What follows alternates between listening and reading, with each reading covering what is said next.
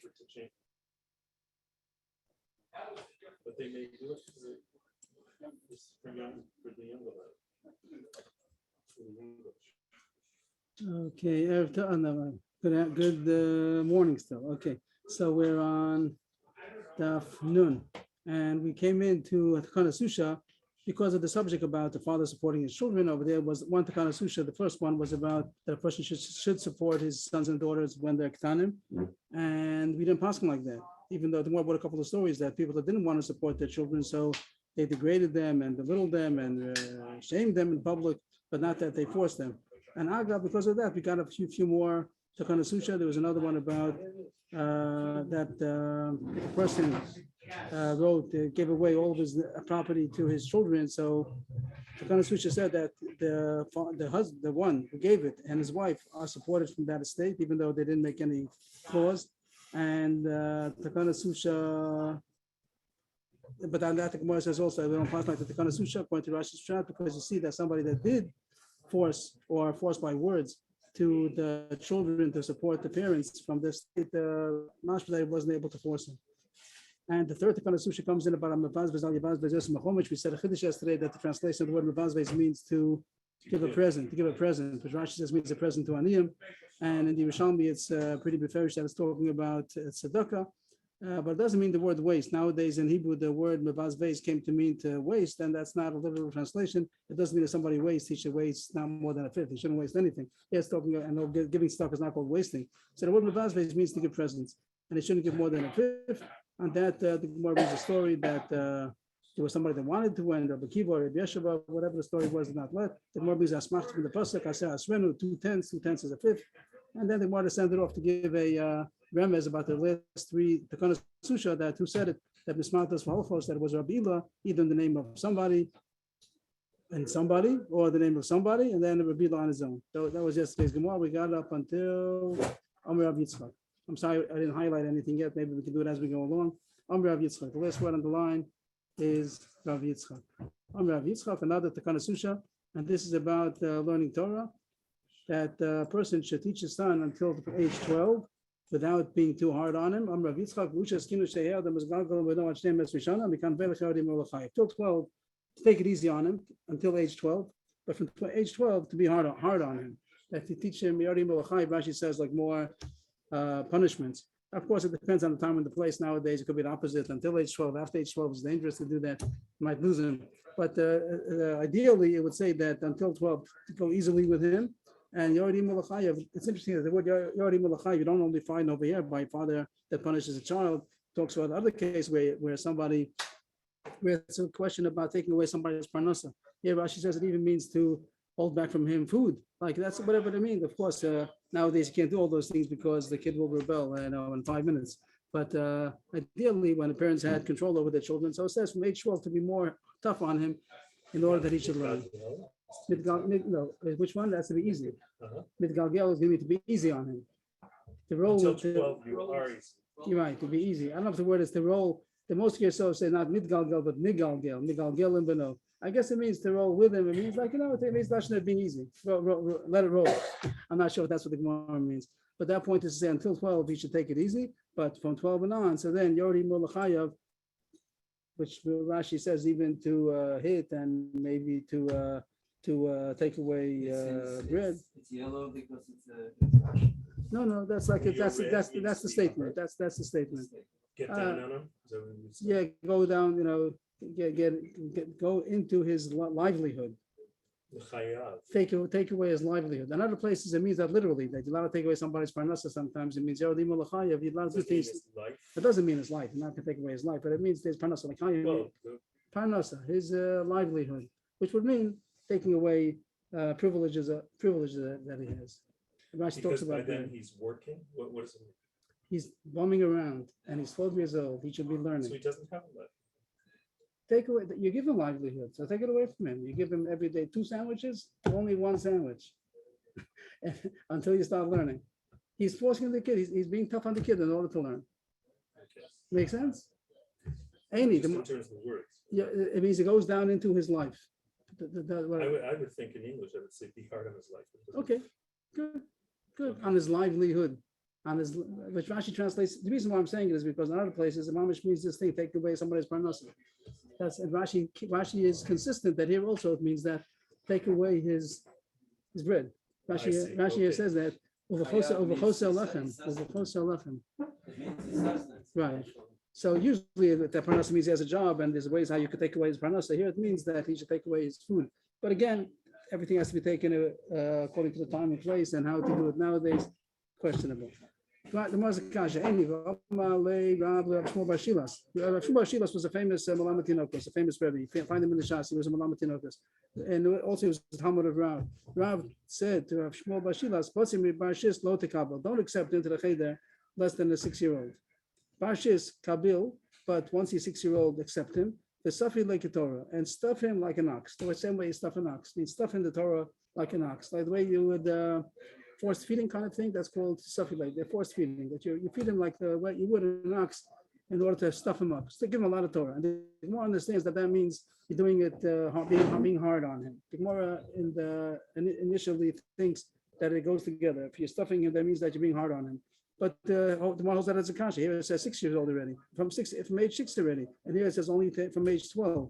So the Gemara says not a kasha. In Safi like a Torah, any other it's not a contradiction. To stuff in a lot of Torah, to teach him Torah a lot, they have to do for 6 years old. But to be hard on him, it's not a contradiction. It's not the same thing. Being hard on him, like Rashi says, either to punish him or to take away some of his privilege, some of his regular food or something. That's more tough than just stuffing him. Stuffing him means to give him a lot of Torah. Or if you want, I could say that it does go together. Stuffing like a Torah also sounds like he's doing it forcefully, but there's a difference between what it's trying to teach him. Well, kasha, mikra, Mishnah depends for learning mikra, Tanakh, or to learn Mishnayos. 2 different ages. There's the 6-year-old, and that's going to be learning Tanakh, and then there's going to be the 12-year-old learning Mishnayos. Interesting that the Gemara quotes Abaye. Everyone knows the Brisa in Avos that says when Chomash Mikra ben Asel Mishnah. Here it doesn't quote that. Here it says Abaye's mother. Rashi always brings down that the mother doesn't mean his actual mother because she died in childbirth, but it means the one who raised him. My governess told me Bar Shis Lemikra Bar Asel Mishnah. It goes on more. We'll get to that soon. But at a 6-year-old for learning Tanakh, learning Mikra, and 10-year-old for learning Mishnayos. So it comes out that what does it mean 10-year-old instead of 12-year-old? So it starts learning Mishnayos at 10-year-old and be easy with him until age 12, and age 12 then come down hard on him. And by Mikra it says 6-year-old. Places points out that in order to reconcile the Mishnah or the Brisa in the Ovis that says 5 years, so he says the same thing. If in Chomash Mishnah, the Mikra means you start learning, but take it easy. And then when he's a 6-year-old, then stuff him and come down hard. According to the second Torah, it's stuffing him. Stuffing is being hard. So that's two truths with the Gemara. The first Torah says that it's not a contradiction. Stuffing is not being hard. Okay. The second Torah says it does go together. And there's a difference between Mikra and Tosfos. With Tosfos' explanation, it comes out that there's 2 stages, both for Mikra and for Mishnah. Besides being Mikra Mishnah, 2 different stages, 6 and 10. But there's also, you can divide it really 5 and 10. 5 you start Mikra, but easy going until 6. And 6-year-old, then you come 1 year easy. And then you start stuffing and coming down on hard. And that's 6. And by Mishnah, you start learning with him at 10, and that's still easy going for 2 years. And then at 12, then you come down hard, you start stuffing him. And the statement of the mother continues. Besides saying a 6-year-old for Mikra and a 10-year-old for Mishnah, it also says Bar Tleisa, Tanisa Meis Leis. A 13-year-old for fasting 24-hour fast. With 24-hour fast with medium kippur, also Tisha B'Av also has a 24-hour fast, but there's no 24-hour fast for a tinuk before 13. And a tinok is Bas Tresa, and a girl would be a 12-year-old. Rashi says that here when it says 13 and 12, but she wasn't coming to tell the halacha of a bar mitzvah and a bas mitzvah. Everybody knows that a bar mitzvah, bas mitzvah, of course they have to fast. They're already a gedolim, they're already an adult. So Rashi says even if they didn't bring 2 hairs yet, so still, and they're not really gedolim, but still, does Rashi say that? Does Rashi say that? No, Rashi says it means, I made a mistake. Rashi doesn't say about 2 years. Rashi says it means the 12th year and the 13th year, not age 12 and age 13. Rashi wants to answer the kasha because if it will be 12 and 13 mamash, then it would be with the Raisa. She tell you that. So Rashi knows that it means about Tleisa means in the 13th year. It means 1 year of chinuch of fasting a full 24 hours. And for a girl, 1 year before her adulthood, which means in the 12th year, from 11 to 12, then she would fast a full fast. There's a sugya about this in Yuma, and we have to look over there That's where the sugi would be. Taisus tries to reconcile it with the sugi and Yuma. There are different shitas over there. I didn't look into it now. So before Yom Kippur, Bez Hashem will say the halachas what comes out of the Gemara. Amar Abaya. The Gemara, because of this, the Gemara, because Abaya mentioned this thing, which was our sugi about Usha, that Usha, they made a takana about, what did we say, 12-year-old Yodim Olachayev. So the Gemara brings down some more things. And Abaya said the thing about his mother said 6-year-old, 10-year-old. So the Gemara brings in something Agav. We'll put it in parentheses over here. Amar Abaye, Amar Li'em, other things that his mother said also about a 6-year-old. Ibar shit, the Takele Akraba, the Yom of the Mishlam shit. A 6-year-old that got bitten by a scorpion on the day of his 6th birthday. On the Yom of the Mishlam shit, on the day that he finishes the 6 years, on the 6th birthday. So Lo Chai is not going to be able to live. It's very dangerous, fatally dangerous if a scorpion bites on the 6th birthday. Maya Suse, what is the remedy? Ma'arasa the daya chivarta b'shichra. So a daya is a kind of a bird. It's in the Torah. Daya is one of the non-kosher birds. It's called the daya. And I don't know what it's called nowadays. They translate according to Rashi's translation. They say a kind of a vulture. You say dar? Daya. The word is daya. Ave daya. Daya is the bird. You have $2? I thought it was a rich. I don't know. I guess it's a Should be didaya. Didaya. Meverasa means the gall. The gall. Take the gall of a bird that's called a daya, a white daya, and mix it with sheikhar, that's beer, and then a shafyev and a shake, and rub him with that mixture, and also give him to drink. That's the refuah for a scorpion bite on the 6th birthday. Another remedy, Hai Barshas, the Torah plays Zibur, the Mishlam Shata, a 1-year-old that was bitten by a wasp, Atzira, Zibur, Atzira, on the day of his 1st birthday. Also, Locha, he won't be able to live. Maya Susi, what is his remedy? Atzvasa the Dikla of Maya. Atzvasa the Dikla is what you see on the palm trees, that in between the bark comes out like a lot of small, and in between, if you stick your hand in, you'll see something which is mesh-like, like a network kind of a thing. That's what the Dikla probably means. And put it into water, and the Shafyev and the Shaki also to rub him with it, with that mixture, rub him with it, and also give him to drink. That came in Agav. We could end the parentheses over there. That was 2 things from Abayi's mother that came in Agav, because we spoke about Abayi's mother giving advice, also about a 6-year-old. Okay, the more continues about. Can we also assume that the 6-year-old means in the 6th year? No, it says here on the 6th birthday. It says Yom of the Mishlam Shis. Meaning. It says on the day Oh, it says on the day that the 6 years are over. Uh-huh. The second one talks about a Barshata, which means a 1-year-old. Uh-huh. But some of the gears here also that it means a 6-year-old. Second one is also not a Barshata, but a Barshita. But in our gear says Barshata, which means the 1-year-old. The Shata is 1 year. Like Hashata Hacha. Back to the halacha about teaching. From what age are you supposed to teach?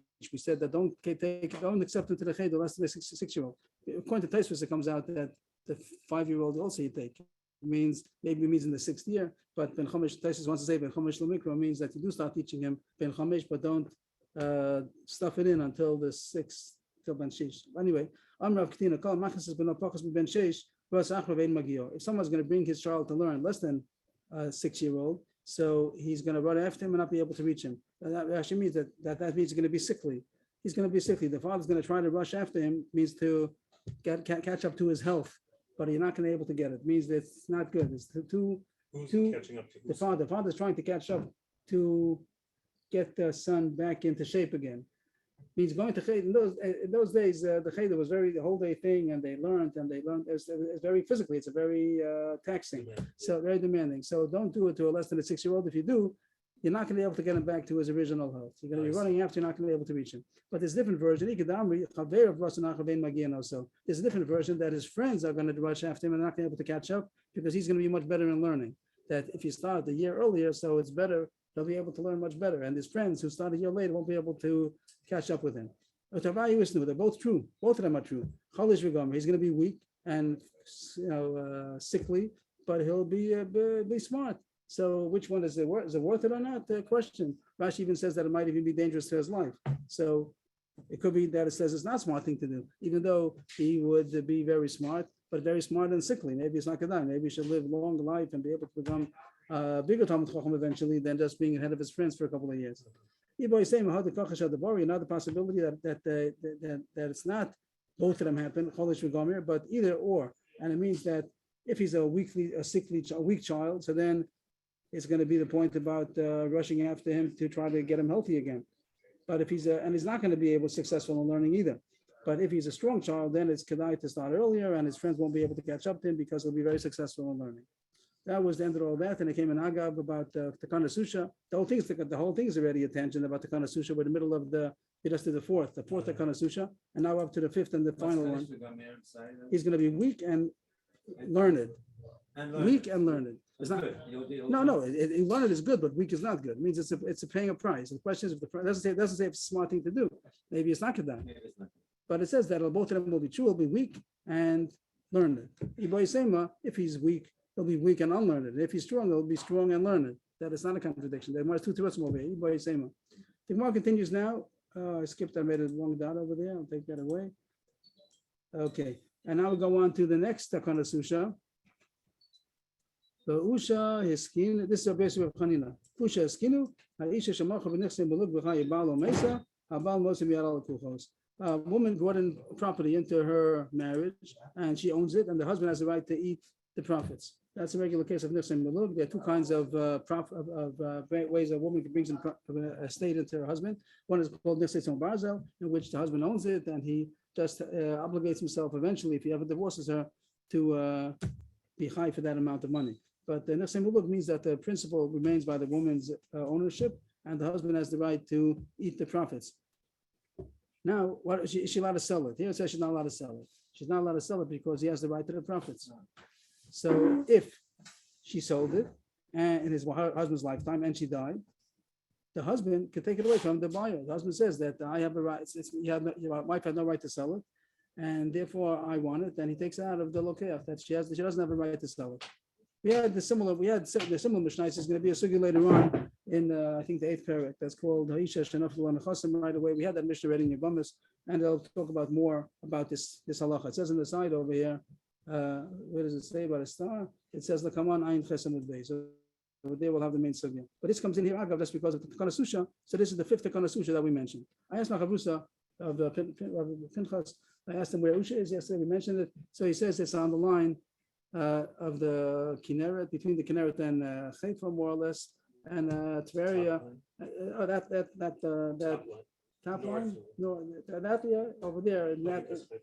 So it's about in that area, and over there they found the excavations of Shvaram and Tzipori. There's a place called Tzipori today also, and Usha. The excavations of Usha there also. And he said, if anybody knows it's next to Kiryat Tivin. Anybody familiar with that? Kiryat Tivin? Okay, it's around that area. They're near Kiryat Bialik over there also. In that area, they have excavations of Usha. Okay, so this was the 5th Takana Susha, that if the woman sold nifsei melug, the husband has the right to take it away from the buyer. When his wife dies, he can take it back. It means in the lifetime, the Gemara is over there going to say that surely he has the right to get the payros. He could tell the buyer, if anything, you bought the principal, but you didn't buy the payros. I have the right to. She wasn't able to sell the payros. But here it says that the Baal also has the rights to the actual principal. Once the wife dies, he has the right to get it. Ashkechei Rav Yitzchak bar Yosef Rav Avo, they have a koybuch chlusa d'usha. Rav Yitzchak bar Yosef met Rav Avo in the population of Usha. I guess there were people over there. There was the crowd of Usha. He found them over there. Amalei man mor d'shmaita d'usha. Who is the author of this famous Gemara of Usha? This halacha we just learned, that if a woman sold to nifsei melug, the husband could take it away from the buyer. Who is the one who said it? Who's the one? Like we said here, Rabbi Yosef Reb Chanina. He wanted to know this point of Rabbi Yosef Reb Chanina. Who said it? So he told him, Rabbi Yosef Reb Chanina. Amalei, Rabbi Yosef Reb Chanina is the one who said over this halacha from Usha. He learned it from him 40 times, and then he felt like he was in his pocket. Just remember the name. It's amazing that in the Gemara before also made a simon yesterday. The Gemara made a simon about the 3 Gemaras that had to remember who's who. So it said yesterday this thing about mismatos v'holchos imenechak ketanim kosvu bizbuzu. Mamish a whole mnemonic to remember the 3 Gemaras. Who said it? Here again, he has it 40 times just to remember the name. He knew the halacha. He just didn't remember the name. Who said it? We don't take so much significance. So could be in order to ask contradictions sometimes, whatever. The points we don't spend so much time on remembering exactly who said it. We're happy if we remember the halacha. Yet they put so much significance on remembering who said it. Because of the study we just learned about the back. We finished. This is the end of the maybe period over here. We learned the sugyas about Usha, because we came into the sugya that even though in a din you don't have to support sons and daughters, Usha made it to come that one should. And then the Gemara said we don't pass like that, that we will degrade and embarrass and shame somebody who doesn't support his children, but he's not mukhayib. We can't force him. And I'm looking for this fifth, kind of. here it is, up. One We haven't second. got there yet? We did. We finished it already. Up 1 second. I'm getting the wrong thing here. Here it is. Usha Eskinu. Aisha Shemacha B'Nechsim Melud B'Chayim. Bala Mesa, Bala Mesa Melod. That was the fifth one. And we finished it already. Now the Gemara goes back to the sugya about supporting children. And we said you don't have to. Menadin, a person does not have, they can't force him to support his children. It says a pasuk in Tehillim 106. Ashrei Shomi Mishpat. Maybe we should highlight this pasukim. Up, I'm sorry. Okay, Ashrei, no good. Okay, I missed it. Okay, take it away. Ashrei Shomi Mishpat. Also, it's Takabachales. One more try. Okay. Ashrei Shomer Mishpat says Takabachales. Pasuk in Tehillim 106. Fortunate are those who guard the laws and they constantly do tzedakah. It's interesting that the word tzedakah in the Tanakh doesn't mean charity. In Tanakh, the word tzedakah means like tzedek, like righteousness. But the more takes it as tzedakah, as kindness, with charity. And the question is, someone does tzedakah b'chales. If you have shalash tzedakah b'chales, is it possible to constantly do charity? Why are we bringing this pasuk? Because the Gemara spoke about the obligation of a father to support his children, but he's not obligated. We finished. The Kana Susha was a cruise. We finished the cruise. We came back home again. We're back on track. Where are we beginning now? Just from after the From the 2 dots over here that I just put in. Used to that. Just after kisses. Now this goes back to the sugi of supporting one's children. We said you're not mechuyev to. Now it says a pasuk that if somebody constantly does charity, so he's fortunate. So what is that? Who does tzedakah b'chales? Tosha b'seinu shebiyav nabamidar b'lazer zan banav b'nosav kshen ktanim. If someone does support his children when they're young, he doesn't have to. Once they're old, then they should go on their own. But when they're young, he also doesn't have to. But then it's wonderful. Yeah, Ashrei. It means to get a bracha. For someone that does, it's a great thing. If someone does This is that, a question. No. This is a question. the question was, is it possible to do Where should tzedakah? it be? No, I'm The sorry. question was, "V'chiyav shalash tzedakah b'chales?" It's a question. That's the question. The answer is that it must be referring to supporting one's children. That he does. He's constantly supporting them. He gives them room and board. He's not mechuyev to, so he's constantly doing tzedakah. That's called a person who's constantly doing tzedakah. I remember seeing that you don't have to, but if you do, it's counted as tzedakah. That's it. This is the Gemara. No. The person can talk about a lot of use tzedakah money for this. Is not so simple. Not so simple. I mean, the question Today is also because today everyone does it. So if you feel like obligated. It's not the society. Right. They talk about what do they talk about? Advice is not mamish an obligation. So it's there is a minimum amount of stock a person's supposed to give that he shouldn't just use it for his own children. He should give it to the needy. But technically, the children are also needy because he doesn't have to support them. That's called stock of b'chalei. The person supports his children even though he's not obligated to. So he's also gets the ashrei. He's called ashrei. Rabbi Shmuel Amar Achmeni Amar, not a pshat in the pasuk, which is not our subject, but it's not a pshat in the pasuk. Zam Why v'gad, do you wait so long to give us this information? because we're talking about if he's mechuyev to or not. And then we came out to that, and then we went on a tangent on a cruise about the five Takana Susha, right? So we're going back to the first. Right, right. That's what happens when you go on a cruise, you know. Get back to base. Now we get back to the base. And now here's another shot in the pasuk about who does tzedakah b'chales. If somebody raises an orphan and an orphaness in his house, then he marries them off. So he did tzedakah b'chales. This is not his own children, right? So that's constantly doing tzedakah. That his whole support means the first case was his own children. Okay, yashakoyach, he supported his own children, but to support somebody else's children is surely of tzedakah b'chales. That Gemara means another pasuk. Another pasuk now. Hon va'oshe b'veisot v'sitka somed eslat. Tehillim 112. Wealth. How do you say hon? Hon is like a treasure. Hon, treasure. Hon. Like a lot. A lot. How do you say? How do you say a lot of wealth? What? Abundance, maybe? Abundance and wealth in his house, and his righteousness remains forever. So Rashi explains that the Gemara is looking for a case where a person will give tzedakah, and he'll still retain the wealth. How is it possible to give tzedakah until retain the wealth also? So you could say that in the schus of giving tzedakah, you're also going to get money. And the Gemara does say that about the Basra. But here the Gemara says that sometimes you give tzedakah and you're doing chesed, and you're not losing from the principle. What is that? There are two pshatim to explain this case. If somebody learns Torah and teaches it, so he doesn't lose the Torah that he has. He's able to retain the Torah, but he's doing a chesed to teach other people Torah also. That's considered that he's doing tzedakah, but still he retains the wealth also. If you lend out Sfarim, here it talks about Tanakh, but any kind of Sfarim that you own the Sefer, and when people want to borrow it, you lend it to them. You have a lending library, so you're not giving it away. It still belongs to you. You're going to get it back. But you can say also maybe a gemach. Also, if you lend things, any kind of lending. The Benatar has a gemach. People put money into the gemach. He holds their name there. You can get it back whenever they want. 2 months, give me, and the money gets used constantly. So he's doing chesed, but he still doesn't lose his principle. Here it talks about something else. Here it says home and here it talks about interesting. Both must talk about Torah, after Torah, either teaching Torah or giving lending Sfarim to be able to learn Torah. Interesting. I would have thought that you could talk about any kind of chesed, but the Gemara does bring 2 examples about Torah, that he could give out Torah and still retain it for himself. The next pasuk the Gemara brings, which I don't know why the Gemara brings it over here. This one I don't know how the third one comes in now. See sons for your sons, means the next generation. Shalom al Yisrael. And the Gemara is going to explain how, by having grandchildren, does it cause shalom. Once there are sons for your sons, then there's shalom al Yisrael. Why is that? Because then there's no question about chalitza and yibum. Means if you have sons, there might be a question of yibum. If one of them doesn't have children, then it might end up that there'll be a yibum case, and it's not so simple. Yibum chalitza, but once your sons have sons or daughters for that matter, so there's no mitzvah of yibum anymore. So that will take away. Then it'll be shalom. It seems that it won't. That means that it's not such a shalom case.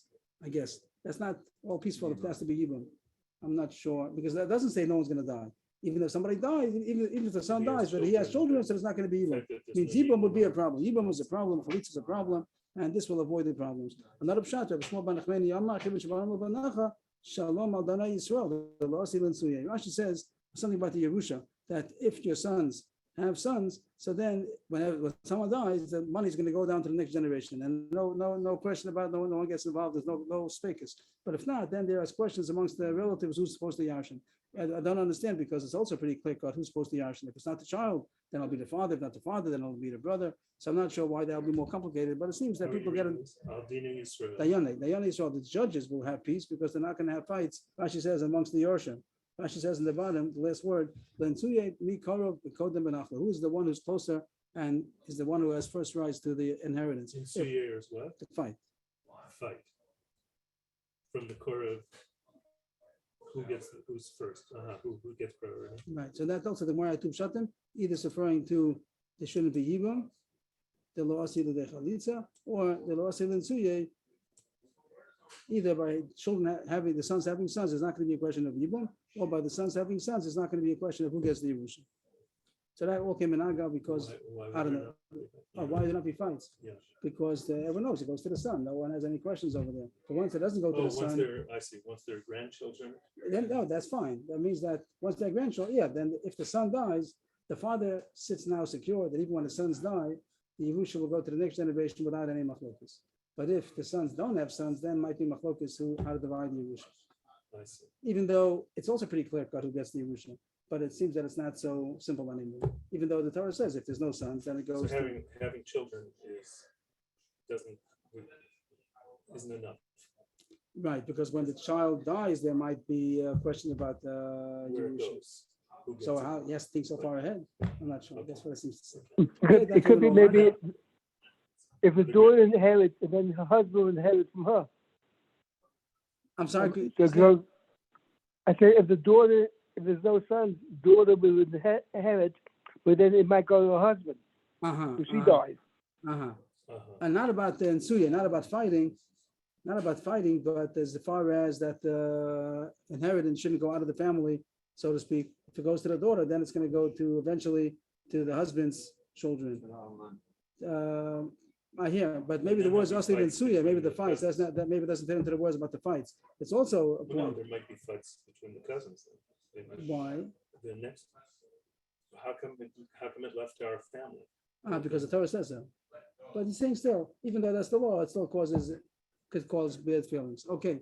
The Medrash, the Gemara continues. Then Medrash Darash Abu Lazar Lefnei, it goes back to the Mishnah. The Mishnah said that daughters. Oh yeah, I just thought something. Is that maybe the reason why that the woman's husband dies? Her husband dies. She she doesn't go to her, but goes to the children. Right. And Correct. the children are obligated on her. Yes. It makes sense then, because the new husband she's remarried, let's say. So now the money stays in the sons of the niftar, and therefore they control. That's what true, she but needs by their once she gets married, then the husband takes care of her. Once she gets married, but doesn't make if she sense. had got the Yerusha from the dead Yes. husband, then all the money would have seeped into outside of her children. The Okay, original. that's So I true. think But it's a but very even but interesting- it could. never thought of that. But then the question you're asking would be, and if it goes to the daughters, also eventually it's going to go to their husbands. And your The daughters do yashin if there are no sons. If there's no son. Yes, okay. But if there are no sons, also By the way. the wife doesn't yashin. Even if there are no sons, the wife doesn't yashin. The wife doesn't inherit her husband. Okay, so the Mishnah said the father does not have to support his daughters. We said at the end of the Gemara, his sons also not. And it brought a medrash here. The medrash of the Mishnah was about daughters dafka, and it said, "Abanim Yeshuv, Abanim Zizon." We said that this was a drasha not of the psukim, but drasha of the Kesuvos. That the Chachamim say two takanas. One was Abanim Yeshuv, one is Abanim Zizonu. And just like the Banim don't yashin only after the father dies, so also the takana of the daughters to be supported is only after the father dies. It means, don't make a mistake. In the Kesuva, in the Tanai Kesuva, the Chiyuv Kesuva that says that the father says, I'm going to support the daughters, that only means after death. There's no obligation for a father to support his daughters in his lifetime, but after he dies, the Kesuva says that he's going to support the daughters, even though they don't yashin. The sons yashin, but the daughters are going to be supported from the estate. And therefore here he learned out that they don't get support during his lifetime. He doesn't have to. If he wants to, he could. And of course, it's a great thing. And it says this Gemara now today. Oh, because we said the daughters don't. Yes, but that's not the point. The point is that the daughters get mizonos. It says in the Ksuba that the daughters get mizonos. And don't make a mistake and think that they get mizonos in his lifetime. The father doesn't have to support his daughters in his lifetime. But it's talking about after he dies, that all it says is that even though the daughters are not going to get the Yerusha, but they are going to get supported. After the father dies, Before it's Before they get married. right, before the inheritance, right. And that the Gemara continues. Even if they go. No, Atiti Bagro, no, that lachin the Guvin until they become a Bulgarians or until they get married. The Gemara says on Amud Beis, Rav Yosef Kamedi Rav Amnun, Rav Yosef Rav Amnun Bekama. Rav Yosef was sitting in front of Rav Amnun. Rav Amnun was the Rebbe, and Rav Amnun said the following statement. Keshem, he was sitting. They were both sitting. Yes, good. Yes, both of them were sitting. Rav Amnun was sitting and saying, and Rav Yosef was sitting before him. And what did Rav Amnun say? Keshem she'ein abonim yoshim elam alakaka, kach ein abonis mizonos elam alakaka. That Yerusha and mizonos have the same similarity, that it's only from real estate. Just like the sons don't yashin only karka, real estate, not metaltalin. So too, the daughters get panasa, get the mizonos that they are entitled to after the father dies, only from karka. If the father left over Yerusha of metaltalin, the daughters don't get mizonos from that. They only get mizonos from karka. They don't get mizonos from metaltalin. Which would mean that's a Yerusha. That goes to the Yerusha. The son. Yes. But the words don't make sense because it says that the sons don't yashin, only yashin karka. Those words don't make sense. It's not mechuyev as it's karka. Karka is mechuyev. No, the Yerusha is for the metaltalin also, and that's what the Gemara says right away. Everyone jumped up. Avash alei kol yom. Everybody started screaming. Avash is to make noise. Everybody was screaming. The shavik ara hu the yasi lebanei, the lo shavik ara lo yasi lebanei. Only somebody who leaves over real estate that his sons inherit, but they don't inherit if they don't have the karka. Of course, they inherit the taltalim also. Whatever a person owns when he dies, it goes to the ocean. So what does it mean that the sons only inherit karka? It doesn't make sense. Amalei of Yosef, so of Yosef, who was sitting in front, he was there. Yosef was a Talmud. Rav Yosef said to Rav Hamnuna, the Dilma Kesuvos ben Dichrin Kamamar. That what you mean to say is the Kesuvos ben Dichrin, which is what we mentioned yesterday in the Mishnah when it says Abanim Yeshu.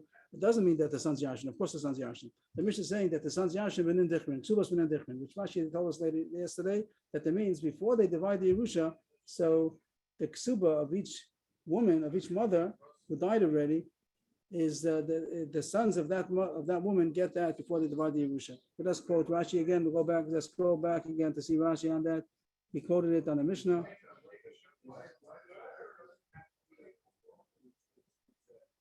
This is on what daf? This is on daf Memtes.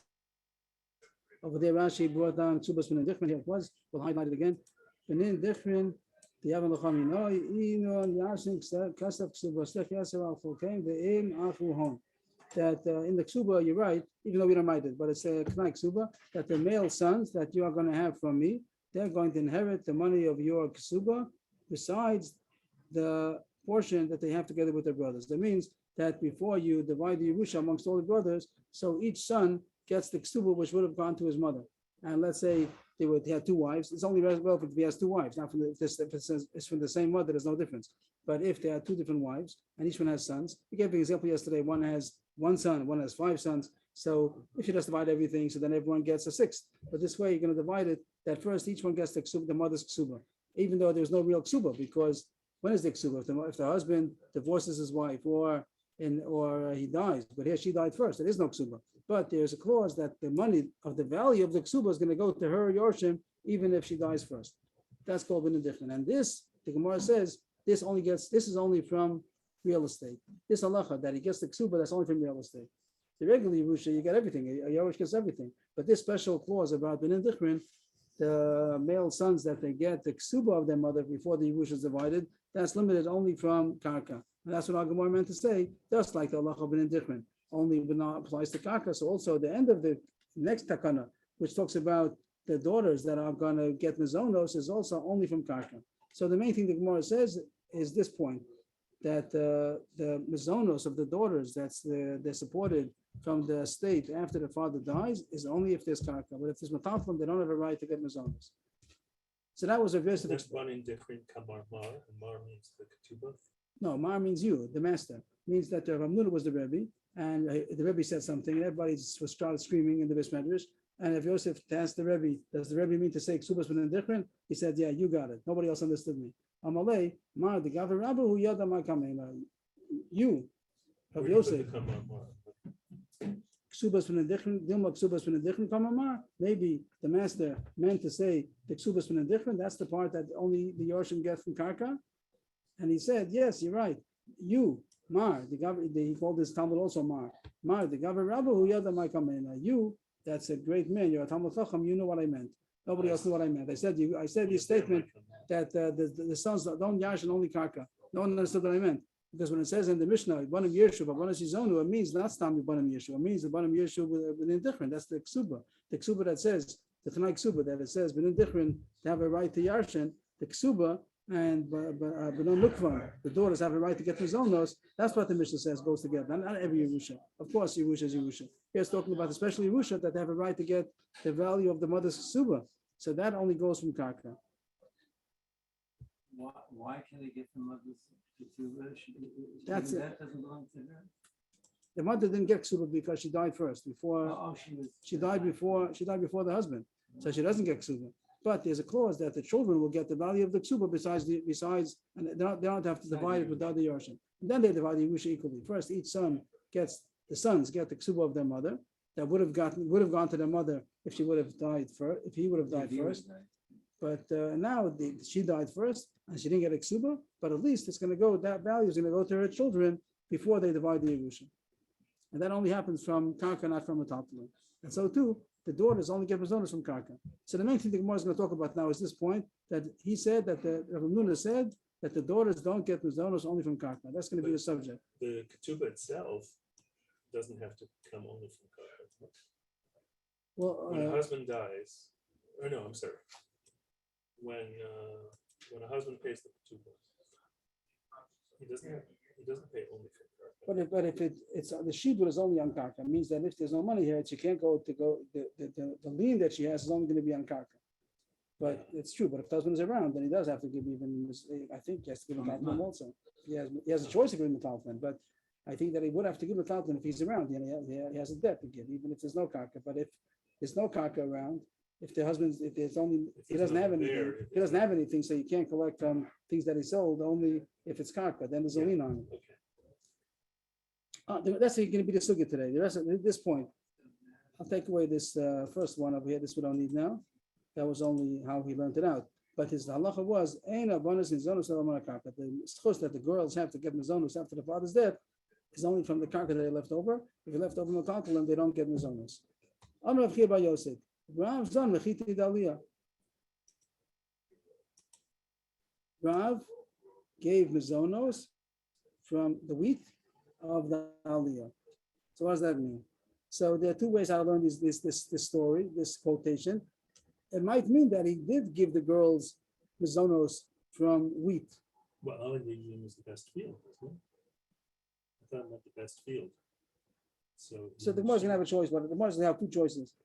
The aliyah sometimes could mean the attic, the top floor. It's called an aliyah. The bayis ba'aliyah. Ibaylu parnasa havio ma aliyah me'iluya de'av. I see neither choice is going to be the attic over here. Let's see. Doesn't mean that parnasa, or doesn't mean mizonos. It wasn't have two choices over here. What did Rav do exactly? Does it mean parnasa? Parnasa, Rashi says, does not mean mizonos. Parnasa means what they need for getting married. The daughters, or besides mizonos, they also have to get married, and you take money from the estate to marry the daughters off. So that it seems that you do take even from the taltalim. That wouldn't bother the Gemara. But the question was how much, and you take according to how much you estimate that the father would have given if he would have been alive. So the Gemara talks about if he married off one daughter, so then the assumption could be that other daughters he also would have wanted, or maybe you have to take into other considerations. But the parnasa for getting married, you do take from the taltalim that the father left over, but you have to evaluate how much the father would have given if he would have been alive. So then it has nothing to do with the mizonos. Then it's not a kasha what we said before. If does he mean to say parnasa, umaya aliyah me'iluya da'am, which Rashi says means how you estimate the father would have given. I don't know why the words mean that, but how you estimate the father would have given. Shmuel said the statement that to know how much the girl should get for getting married, how much she needs for a wedding expense, how much you take from the estate, according to what we estimate the father would have given. And according to that, it has nothing to do with our sugya about mizonos. But maybe he did mean mizoni mamish, or Dilma mizoni mamish. Maybe he meant actual mizonos. If so, if he gave from Kita Daliyah, and what does it mean, aliyah? Umay aliyah, midvorm tovim shenemru ba'aliyah. So there was an attic. And the attic, we don't know about this attic, but there was a takana made someplace. And aliyah, there was an attic someplace. I don't know, it doesn't say who's aliyah. There was an attic where they made a takana to give the girls mizonos from the taltalim. It means against what Rav Nuna said. Rav Nuna said at the top of the page that the T'nai Ksuba is only going to be from the karka. And now that, yes? The parnasa to me sounds like mizonos. The what? No, so there's two different things. You have to get the terminology. That the word parnasa means how much, what she needs to get married. We'll see Rashi on that. Rashi says, Parnasa shemin ba'av. yes. Where's the Rashi? Parnasa. Parnasas nedunya. Linase. Rashi says parnasa means what she needs to get in order to get married. Lo mizonos hayu. Ela parnasas. Low mizonos. Ela parnasas nedunya linase. The dowry that she needs in order to get married. Okay. And for that, you estimate how much the father would have given, even from a taltalim, and that's not a problem. According to this Shmuel, Shamina Makarki umataltalim, Makarkoi umataltali shavim. So then it has nothing to do with our subject, nothing to do with our subject about mizonos. But the other side was that Shmuel, that Rav was Mefarnes Zan, literally, he gave food to the girls from Chiti Daliyah. What does Chiti Daliyah mean? So I said the wheat in the attic. But the Gemara doesn't say that. The Gemara says wheat that was paskined in the attic. Which attic? From the Dvorim Tovim Shenemu Bali, from the good things that was said in the Aliyah. What was that? Yosef, so we'll highlight that also. That's also going to be in yellow, in contrast to what I said before. Before it said that the bonus only get from the karka. But here it says, Rav Yisrael Bar Yosef said, Ba'aliyah hiskinu sheyehu banos nizonos ben hametaltalin. That the girls do get, this is a takana, really did not, but they made a takana that the girls also should get zonos, food, even from the metaltalin that the father left over. So if we zoom out, so we have here machlokes. Is this for the dowry? No, it's not. This is food. And we have here, Changed we have Rav Hamnuna. Let's get Rav Hamnuna highlighted also, that his name is Rav Hamnuna. Rav Hamnuna is the one who said, on the bottom here, about 15 lines down, it says also in yellow, Rav Yitzchak Bar Yosef said they made a takana that they should get from a taltalim. And Rav did something, and we're not sure how to interpret what he did. Either it has something to do with us, that Mizonos, he gave Mizonos from a taltalim like Rav Yitzchak Bar Yosef's takana in the Aliyah, or nothing to do with us. He gave parnasa for getting married, and that you get from the taltalim, like Shmuel said. So we're not sure what Rav did, but we do find out now that there's somebody who argues in Rav Hamnuna that there was an argument, but in the Aliyah they made a takana that the girls do get mizonos from the taltalim. So we're going to go on this issue. Do girls get supported from the daughters of the deceased man? Do they get their food even from the metaltalin that the father left over, or only from the karka? Tashma. Excuse me, wasn't there only one aliyah in Yavna? Where they made those, there was a certain number of takanas, 18 or something. These are not part of those. No. Aliyah just means the attic. So that was one attic. That was Aliyah Chizkiah ben Hanani ben Chizkiah ben Gora, and there was a certain Aliyah. Famous attic. The other attics also. This Aliyah Beis Nitza Balud. Remember that in Shabbos? You had that recently. We did? You asked me about Beis Nitza Balud over there in Shabbos. I did? A couple of weeks ago. Okay. So there's the Aliyah. Aliyah was an attic. How come they learned in the attic? I'm not sure. It was quiet. I like learning the roof. They learn like It was quiet. They went up to Daven. Quiet. Binyamin Atzadik. They went Oh, up that's to good. the Ladies attic to do- give they the did Daven ladies for program. rails. Yeah, that's true. Yeah, that's to say which Aliyah. I'm not sure. Okay. The Gemara continues. So we're talking about this subject. The girls get supported food from the metaltalin that the father left over. Tashma. Biyadei the Rabbi Banoi Achua the Rabbi Chia bar Abba metaltalin the Yasmin. In the hands of Rabbi Banoi, who was the brother of Rabbi bar Abba, the famous Rabbi bar Abba. He had a brother, Rabbi Banoi, that he had, how do you say, a guardianship of the metaltalin of Yisomin. And he wanted to know if he's supposed to give the daughters mazonos from this metaltalin. Also, look, I made the Shmuel. Amalei zil zone. He told him, go and zone. What does the word zone mean? It sounds like mazonos. It sounds like mazonos. And it says mazonos from the metaltalin. So here you have some of the Shmuel holds like that. The Shmuel also seems to hold that you're giving, or this also should be in blue, like Rav before, that Shmuel had metaltalin, the Yasmin. And Shmuel, here before was Rav. Here it says Shmuel, and he told him zil zone. My love lemazoni, or the Yitzchak Bar Yosef, if it means mazonos, that means he told to give mazonos from metaltalin. That comes out like the second opinion over here. Like Rav Shmuel Bar Yitzchak said that was the Takana and the Aliyah, that the girls do get mazonos from the metaltalin. Does it sound like that? But the Gemara says not sure. My love, that it means like Yitzchak Bar Yosef, they get mazonos from metaltalin. Lo, hasam lefarnasa avo Shmuel tameid. I'm Shmuel lefarnasa shaman v'av. That the word zone doesn't necessarily mean food. It could mean parnasa, which means dowry. And now we know already that Shmuel holds that parnasa for getting married does take from the estimating the father's will, what he would have given, and that's even from metaltalin. So it doesn't answer our question yet.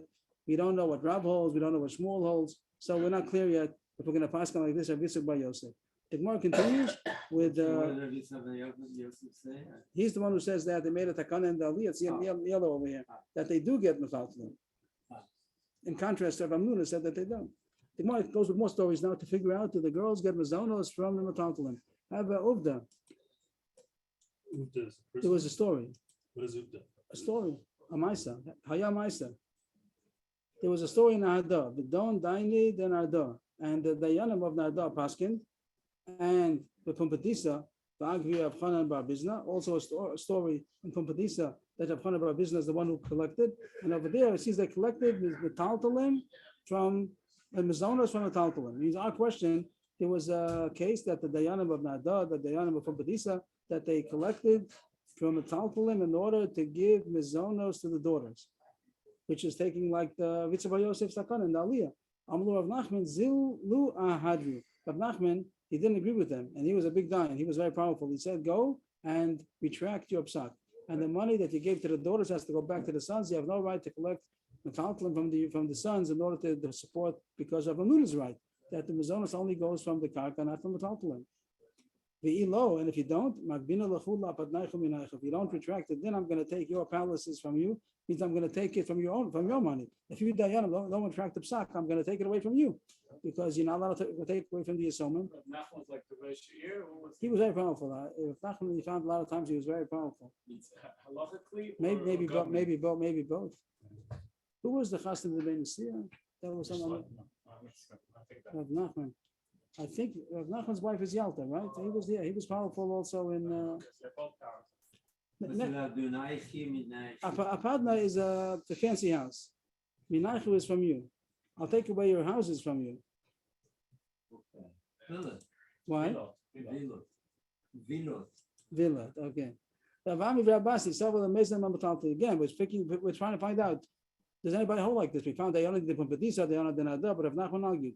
Rabbi Rabbasi Savel the Mezan Mimetaltli. Rabbi Rabbasi, they wanted to give Mizonas from Metaltlim to the girls. Amalu Rabbi Yaakov Baridi, Milta Rabbi Yochanan Shlokish Lo Avdu Ba'uvda, Atun Avdu Ba'uvda, something that Rabbi Yochanan Shlokish didn't want to act on Lamaisa, Lo Avdu Uvda. They didn't act on it. They didn't do Lamaisa. They didn't paskin to give Mizonas from Metaltlim. You're going to do like that?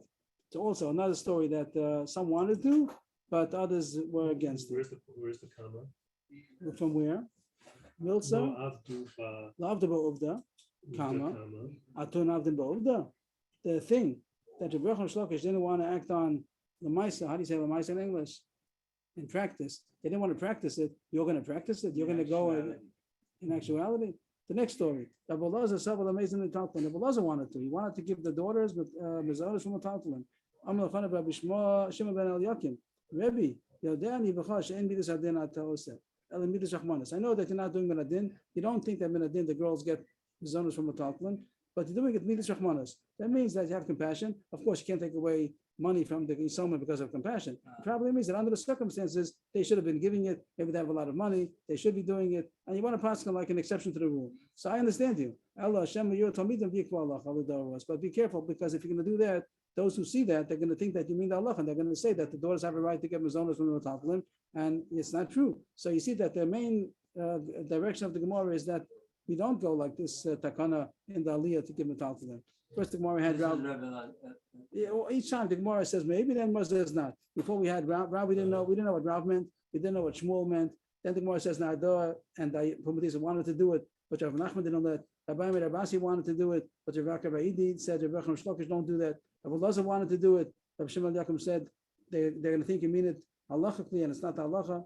So it seems that the Gemara is trying to say maybe yes, maybe we told them, but each time the Gemara says that be careful, that's not halacha. So we see that every time it's trying to make inactivate a takana full of. There seems there was a takana in the aliyah. I don't know whose aliyah it was, but was it accepted or not? It's not so clear yet. Who does like I made? I'm sorry. Who does like I made of Yosef? Amalahu. Havulei mi tamri da albudia. Someone came to have Yosef. The case of again the girls from the dates that are on the budia. What's the budia? I forgot. Rashi says that you have the mass when you want to take the dates. So the dates fall under the tree. So you put a mat over there, machzelas, and then you cut. I guess you have a long knife, whatever, and you cut the tomorrow more for somebody climbs up and it falls down onto the mat. So that's metaltalim already, right? If they're going to give them from those dates, so they're giving metaltalim. And I don't understand really. That means the father died. The father died. That's the case. The father died, and they were taught that some of the dates fell onto the floor already. So he wanted to give them those dates, and that's metaltalim. If the fifer would have been on the tree, so then it's karka. The father left over karka, and again, then they could get support from that. But if it fell onto the mats already, so then they're not eligible to it. If it would have been a regular balchov that only is allowed to get karka, would you give it to him? No, because it's metaltalim. How come you're allowed giving it to the daughters? Only allowed to get from a karka, from a zonas. Amalei the chaze labudik kamein. I don't mean it's on the mat. If it's on the mat, then you're right, it's metaltalim. But it means it's still on the tree and it's ready to fall. The chaze labudik means that it's ready to fall. Rashi says the hakrovos ligdor v'adayin mechuboros. It's still attached, so it's karka, even though it's almost detached. It's still attached, so it's considered karka. Fall on the mat. Yeah, it means it's on the tree, but it's going to fall soon. So that give them because it's still considered karka. The more the kasha on top, that's also not true. Sof, kala omed, ligzos, gigozes dummy. If it's ready to fall, then anything which is on deck to be cut off, it's considered cut off already. It means if it doesn't need the tree anymore, even though it's hanging on, but it's going to fall soon, any day it's going to fall already. So it's considered cut off. It's considered metaltalin, and it's not considered karka. And since the law is that you're only allowed to give the girls from the karka, it's not considered karka, even though it's physically attached. Why did we think that if it went on the ground, it would be Metaltalin, because it's not attached.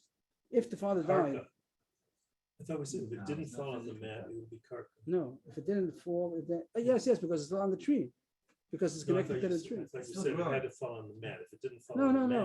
I'm sorry. That was, If it I didn't fall on didn't the mat, speak it's karka. clearly. If it didn't fall on the mat, it means it's still on the tree. I didn't mean on the I thought mat. you meant if No, it yeah, fell on yeah. the ground, No, it's I karka. didn't mean, I'm sorry, it wasn't clear. It means that the mat is just the way they used to collect the dates. That's practical. If it's made Once in it fall, falls off the tree, it's not on the tree. right. And that's the point that Moore said, that if it didn't fall on the tree, it didn't fall yet, so it's still on the tree, so it's karka. Oh, and even on the tree, when it's so ripe that it's going to fall off in a second. It's also not so also- karka, right? So then how can you Okay. collect from that either? What do you want to say, Khan David? No, I'm just Okay. trying to. The Gemara answers that tzricha l'dikla kamena. You're right. I don't mean that it's ready to fall. It's still maturing. It's still ripening. It's not yet falling off. It means it's gonna fall, but needs the tree. it needs the tree. It means it's still mature. It's still ripening. It's still ripening. Still, it's not yet fully ripe. It's almost ripe, but it's not. It's still a Like couple the of way days they harvest today. that they ripen. Yeah, Sometimes yeah. it's even unripe. Right. So then, but the Gemara is coming out the whole time that you only get the mazonos from the karka. You don't get from the metaltalin. There was such a takana of the aliyah, but nobody seemed to accept it. It has to be karka. The Gemara continues a little bit more. About another 5-6 lines. Ahu Yosem Yisoma Das Lokamei de Rava. There was an orphan and a orphaness. Is that the way you say it? The girl is called an orphaness. How do you say a girl? I don't know. No.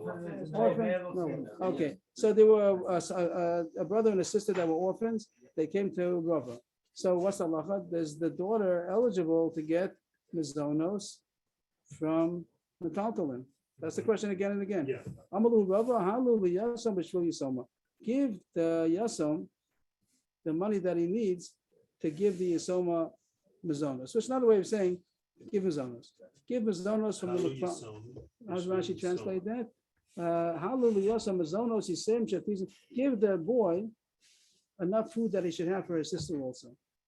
It means that you're taking from the metaltalin even for the daughter. And the question is again that you don't do that.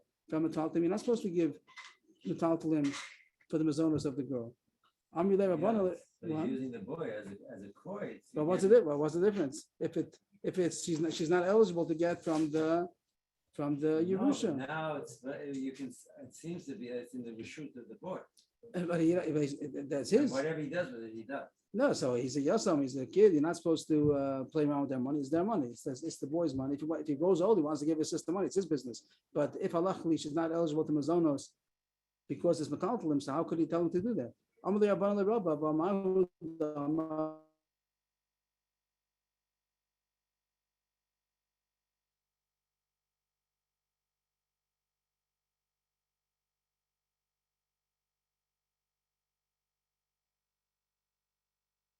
from karka, not from metaltalin.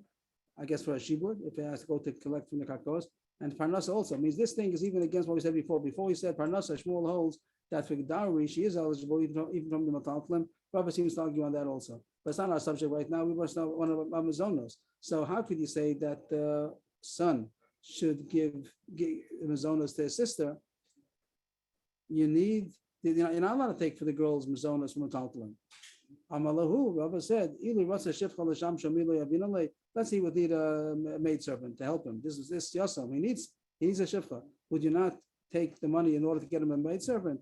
Yes. So his sister is not any worse. That is even better. That is his sister. That means that you're right. I'm not allowed to give his owners to his daughter if it's just for the daughter. But here, the son is also gaining from it. The son that lives together with his sister, and if she's not going to get his owners, she's going to go someplace else. She'll go to an aunt or something. So it's better for him that she should get mazonos in order that he should be able to benefit from his sister. Will line his shirts, will make some lunch for him. So it's his benefit. It's to his benefit that she should get mazonos also. So this is an exception to the rule. It's not an exception. It's saying that take into consideration that sometimes it's for the boy's benefit that you're allowed to buy, you're allowed to take from the money things that he needs. So here he needs that his sister should get mazonos, not because, call it whatever you want to call it, but it means that I'm doing it for the son.